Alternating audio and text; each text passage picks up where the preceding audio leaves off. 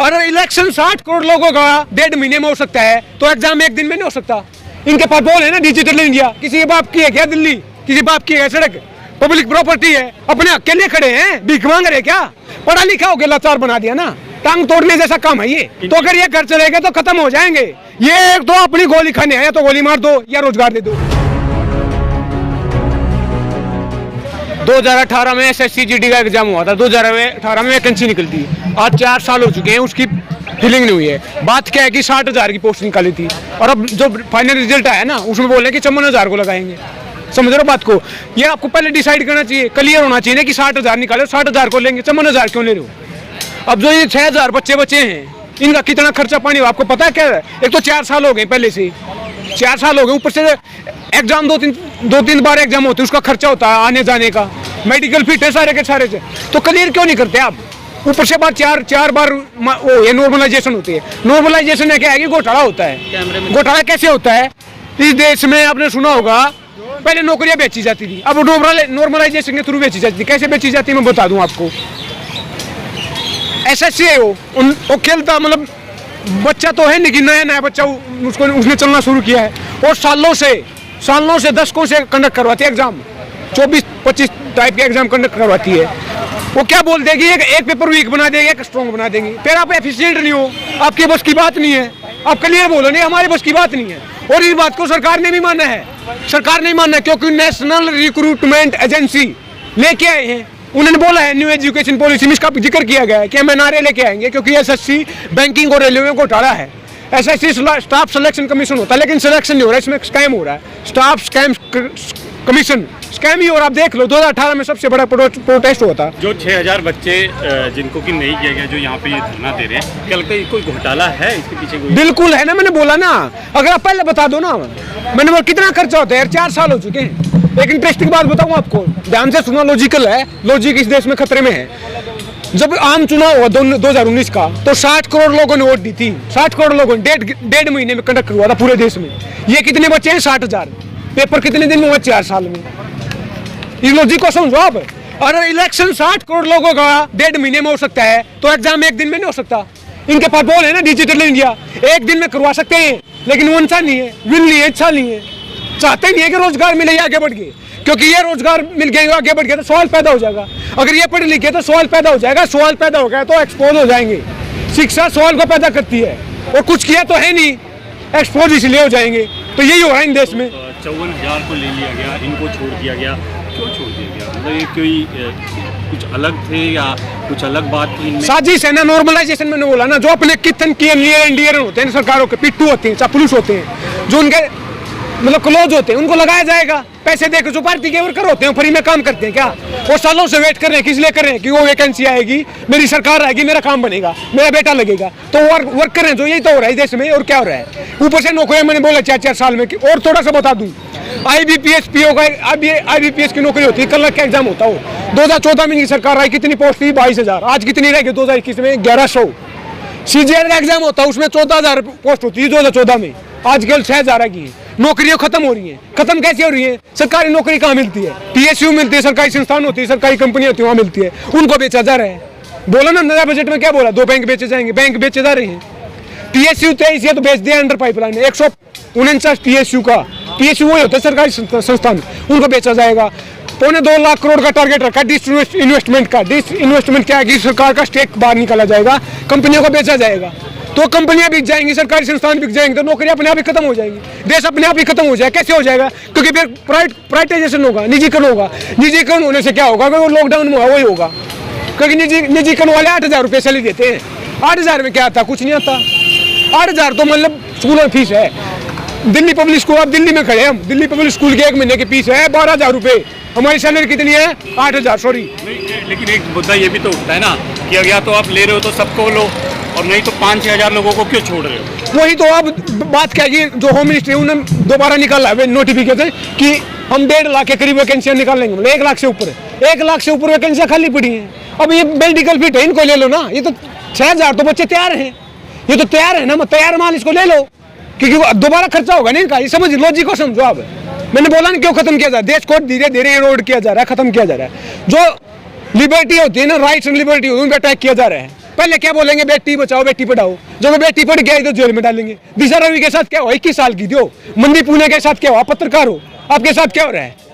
लेकिन ये कारण क्या है, ये लॉजिक नहीं समझ में आया कि कुछ को छोड़ दिया, कुछ को पकड़ लिया, एक ही चीज़ का एग्जाम सबने दिया, मतलब बिल्कुल ये तो समझ से परे हो रहा है। ये चीज़ कैसे हो रही है? ये सरकार बताए ना कि किस समझ से परे क्यों, ये घोटाला नहीं तो क्या है? बोलते रहे transparent, minimum government, maximum governance, कहाँ गवर्नेंस बताओ ना हमें भी।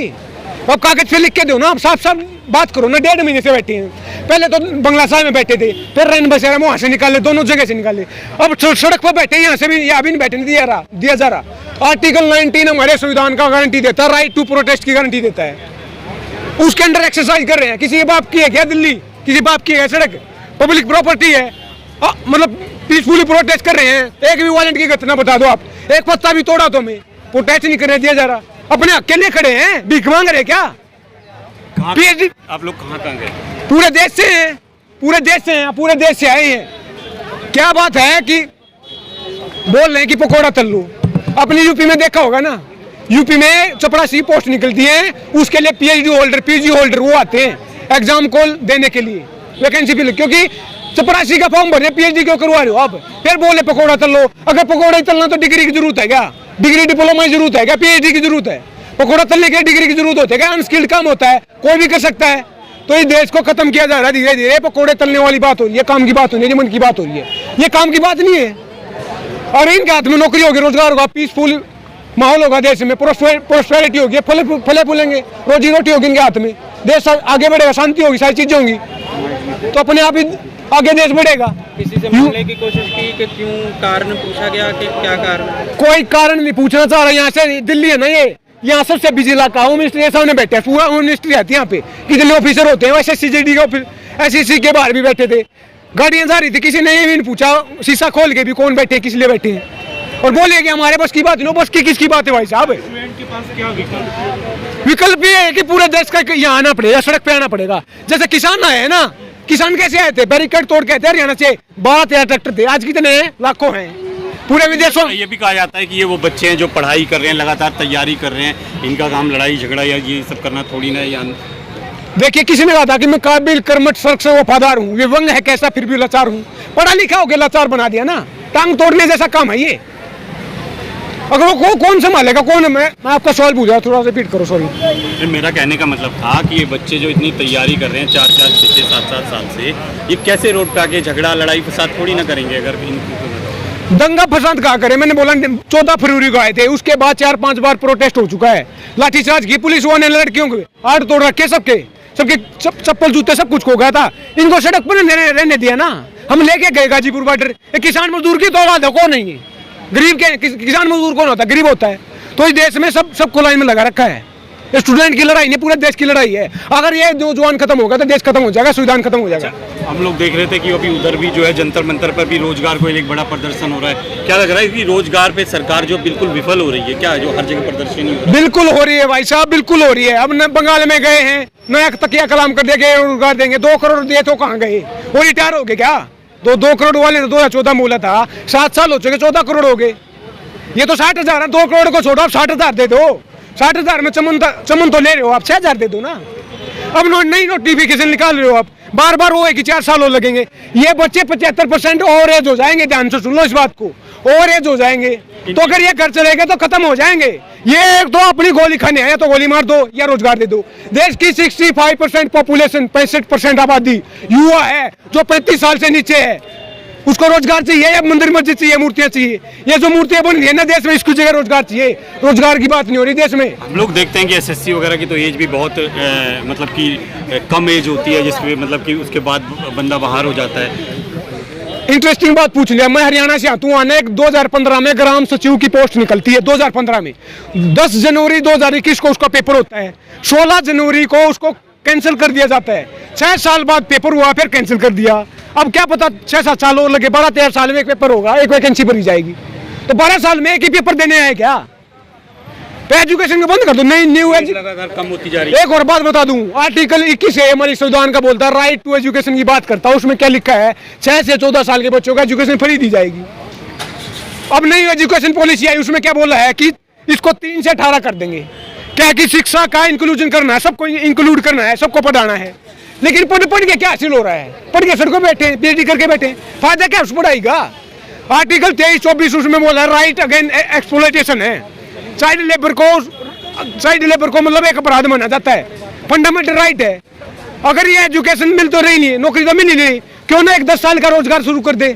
अगर 10 साल का अगर पकौड़े की रेडी लगाता तो आज 30 साल की उम्र हो चुकी है। 20 साल में कुछ जुगाड़ कर सकता था? नहीं कर सकता था, क्योंकि 30 साल के बाद भी रोजगार नहीं मिल रहा। 6-7 साल में एक वैकेंसी फिल हो रही है, तो देश अपने आप ही खत्म हो जाएगा। आगे अब क्या होगा? आगे क्या होगा? ऐसे जैसे हाल है अभी लगातार जिस तरीके से लोग छात्र आ रहे हैं, इससे आगे क्या होगा, क्या देखते हैं? किसी ने कहा था कि बात जब वसूल हो पाए टकराना जरूरी है। अगर जिंदा हो तो जिंदा नजर आना जरूरी है। अगर देश का युवा जिंदा है तो यहाँ पे आ जाओ। ये अकेले हमारी लड़ाई नहीं, एक SSC की लड़ाई। मैं यहाँ पे खड़ा था, रेलवे वाले बच्चे जा रहे थे, वहाँ प्रोटेस्ट कर रहे थे हमारे पास में। क्या बोले कि हमारी लड़ाई है तो SSC वाले हैं। ये मतलब हालात हो चुके हैं देश के। तुम भी तो युवा हो, इकट्ठे हो जाओगे ना, क्योंकि एकता में बल होता है। अलग अलग जाओगे तो अलग अलग तोड़ दिए जाओगे। 2019 में मुसलमान तोड़े थे, 2020 में किसान, 2018 में दलित बीमा कोरेगांव, आज ये स्टूडेंट तोड़े जा रहे हैं। अगर सब इकट्ठे हो गए तो क्या औकात है किसी की? किसी के बाप का हिंदुस्तान है क्या? रात इंदौरी जी ने कहा था कि लगेगी आग तो आएंगे कई घर जिद में। यहाँ पे सिर्फ हमारा मकान तोड़ी है। ये मत सोचो कि स्टूडेंट की बात है, पूरे देश की बात है, ये युवा की बात है, ये देश की बात है, ये संविधान की बात है। लेकिन इकट्ठे तो किसान भी हुए थे, उनकी नहीं सुनी सरकार ने। इकट्ठे तो किसान भी था, इकट्ठे होने की बार बार बात कर रहे हैं। तो फिर जो कानून पास हो उसको लागू होने देगा। और किसी ने बोला कि बात नहीं बनी, बात क्यों नहीं बनी? विदेशों में बात गई है, वहाँ पे 12,500 में किसान की बात ना करूँ, आप बोलोगे फिर यहाँ पे किसान इंक्लूड कर रहा है। तो मैं ये एक ही बात कहना चाहूँगा अंत में, क्योंकि समाजवाद की जरूरत है, रोजगार की जरूरत है, भगत सिंह की जरूरत है, इंकलाब की जरूरत है। भगत सिंह ने कहा था कि दिल में रहेगी मरकर भी मेरे वतन की उल्फत, मेरी मिट्टी से खुशबू वतन आएगी। इंकलाब जिंदाबाद।